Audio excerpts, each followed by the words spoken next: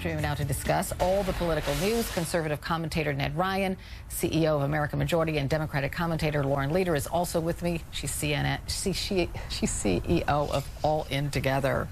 That was a complete run-on sentence, and I apologize for that, but thank you both for being with me. All right, so President Trump gave his speech before the General Assembly at the United Nations, and he talked tough. He said the United States will not be taken advantage of anymore, but he started his speech with this, and I'll just let it play out for our viewers. Here it is. In less than 2 years, my administration has accomplished more than almost any administration in the history of our country. America's so true.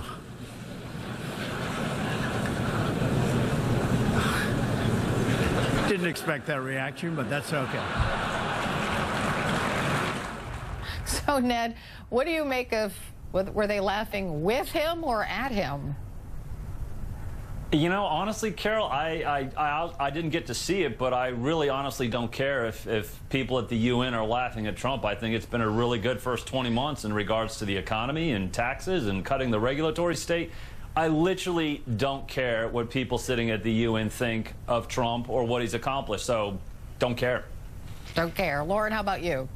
Well, I mean, I think that's indicative of how the administration feels as well. The reality is that, unfortunately, not only have we alienated many of our closest allies in Europe, we've also left huge numbers. I think it's 48 at the last count of our ambassadorships around the world sitting empty and unfilled, and the administration seems to have very little interest in filling those spots, which ultimately I understand certainly a need to want, or a desire to want to focus on domestic affairs. But if, God forbid, we wind up in some significant international conflict in the coming months, our country is going to be at a serious disadvantage when we, A, don't have ambassadors in key posts able to negotiate real diplomacy for us on behalf of the United States, and B, when we've alienated our allies at critical moments when we need them, it's essential that we don't do that. Ned? You know what? When we have over 300 nominations being held up in the Senate over 20 months into the Trump administration, they're not even nominations. You can't blame the Trump administration. Well, we haven't even had nominees for a huge number of ambassador posts. It's not a partisan issue. I can only say, look at what's happening in the Senate Judiciary Committee when it comes to nominees, and you can probably understand why. Try nominating some qualified ambassadors, and then we can cross that bridge. Quick. There are some good qualified ambassadors. We actually have a very good foreign policy team with Mike Pompeo and John Bolton and Nikki Haley. I think we're actually progressing very nicely on the foreign policy front. We're not capitulating. We're actually showing strength on the international stage, unlike the previous administration. It is possible to show strength and also cooperation with people who have stood by us for generations. Okay, I want to. You know what? If it comes down to the trade deals, we don't have to put up with those any longer, and they have to actually acknowledge the fact we don't live in a post-World War II era.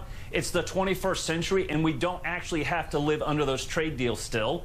America first. At the same time, they'll still have good trade deals if that's what it really comes down to. The only little problem with that, Ned, is that Mr. Trump's trade war is affecting the very people who voted for him, as in farmers, as in some small businessmen with his second round of tariffs that he instituted on China.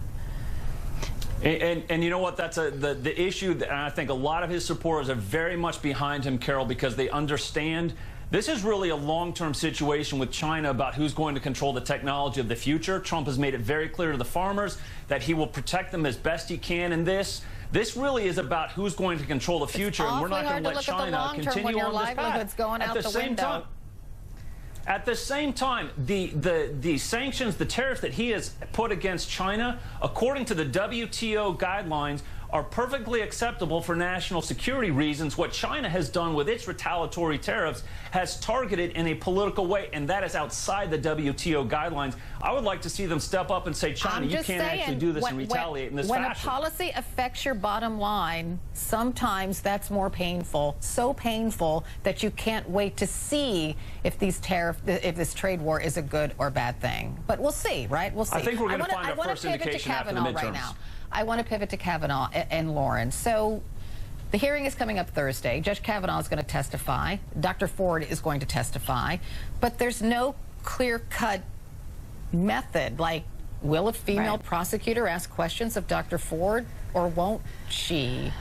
And will witnesses be allowed also to testify or not? Shouldn't all of this stuff be figured out by now?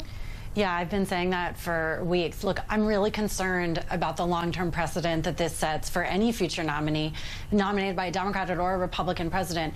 The Republicans on the Judiciary Committee are determined to try Judge Kavanaugh in the court of public opinion rather than seeking out an objective FBI investigation, which, you know, if indeed he's not guilty, and I'm someone who does not just presume guilt or innocence based on media reports, if he's in fact not guilty, the FBI would exonerate him and allow him to clear his name and serve on the and rise to the court without this cloud of shame over him. It's perplexing to me, and I think the Republicans are backing themselves into an impossible corner, which is going to have vast consequences in November and beyond. 1 in 6 American women have experienced experienced sexual assault. 1 in 3 have experienced domestic violence. This is not a partisan issue for women. It's about safety and security and about how seriously we take the issue of sexual assault. Ned, and I think we may very well see in the fall a huge wave of particularly suburban women who voted for Trump and also Obama lead a major backlash against Republicans for the way they handle it. They put themselves in a terrible box. Just a question for you, Ned. Why not an FBI investigation? What would it hurt? Judge Kavanaugh says none of these things are true. So what would be the harm in the FBI investigating? I mean, Carol, my response back, having been through an FBI background investigation myself for top secret clearance at the Pentagon and then at the White House, he's gone through 6 of those. They are not taken lightly. They are very thorough. If you've gone through 6, somewhere, someone at some time would have said something about this. They didn't investigate these claims. They didn't know about these claims. They had no reason to investigate them. First of all, it's outside of the FBI's jurisdiction. The other thing I will tell you that's insulting me, Carol, they did it with the Anita Hill case. They did it with Anita Hill. The Montgomery County Police said there have not been any files charged. There's been no police report. Carol, in Maryland, there is no statute of limitations on these things. And no, there is no statute of limitations on this in Maryland. It pains me and in so fact, much that if it is that serious, go ahead and press charges. This is all political. This is a political smear job on Kavanaugh. And I'll tell you what it's really about, Carol. This is about the left losing its mind over the 5th vote that's going to change the balance of the Supreme Court, and more specifically, some who feel that Kavanaugh will be the deciding vote on Roe v. Wade. I'm telling you, it will not be a 5-4 decision to overturn Roe v. Wade. I got to end it there. It'll be a 6-3. I don't think we're going to change Ned's mind, so I leave it there. Ned Ryan, You're not. Warren Leader. Thanks so much. I know, Ned, I know.